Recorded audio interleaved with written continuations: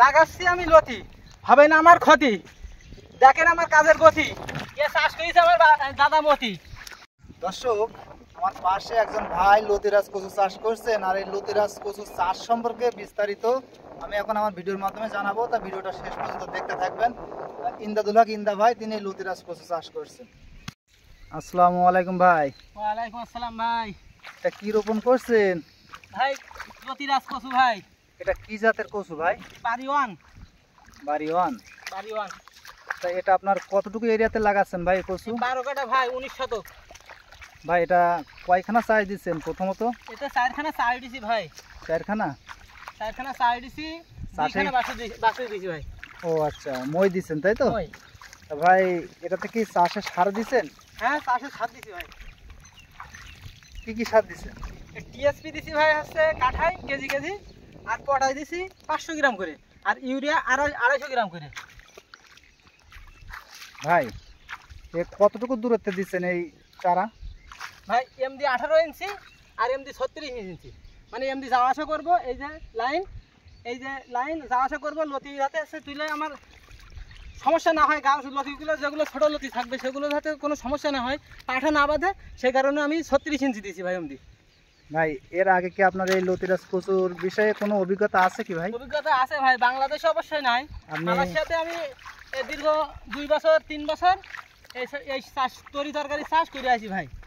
ও আচ্ছা, ভাবলাম যে মালয়েশিয়ায় যখন যাবো না তখন আসছে একটু তরি তরকারি করি। ও আচ্ছা আচ্ছা ভাই, এটাতে আবারও তো নেক্সট টাইমে পানি দেওয়া লাগবে, সার কীটনাশক দেওয়া লাগবে তাই তো ভাই? হ্যাঁ ভাই, এই কিন্তু 1 সপ্তাহ পরে মনে করেন গাছ ঠাস বেঁচে গেলে 1 সপ্তাহ পরে ভুঁই আংলাই দেবো মাটিটা, যাতে ঘাস ঠাস যে করে আছে সব করে ধরে দেবো, তারপরে ধরে করে সার দিয়ে দেবো, আবার স্প্রে দিতে হবে। ও আচ্ছা, অর্থাৎ মাঝে মধ্যে সেচও দিতে হবে, সারও দিতে হবে। ভাই পরিচর্যা না করলে ভাই ফসল হয় ভাই, পরিচর্যা তো করাই লাগবে। বর্তমান লতি কচুর বাজার কেমন যাচ্ছে ভাই? ভাই 50 থেকে 55 টাকা কেজি পাইকারি, আর ওই দোকানদাররা বেচতেছে 60 টাকা 70 টাকা। ও আচ্ছা ভাই, এই আপনার এই চাষের পাশাপাশি আর অন্য কি কোনো চাষ আছে ভাই?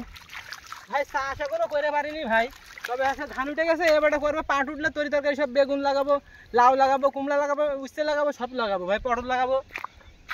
তা ভাই অনেকে দেখি গরু ছাগল হাঁস মুরগি জমি জায়গা বন্ধক খেয়ে বিক্রি করে বিদেশ যায় টাকা কামাইতে। আপনি বিদেশ ছিলেন, দেশে এসে এখন আবার কৃষিকাজ করার কারণ কি ভাই? ভাই কি করবো ভাই, দেশে এসে বসে থাকলে তো ভাই হচ্ছে রাজার ভান্ডার থাকবে না ভাই। ভাই বিদেশ হচ্ছে পরাধীন, আর এটা আমার নিজের স্বাধীন, বুঝলে? ও আচ্ছা, এখানে নিজের ইচ্ছা মতো যা ইচ্ছা তাই করা যায়, যাই খুশি তাই করতে পারবো।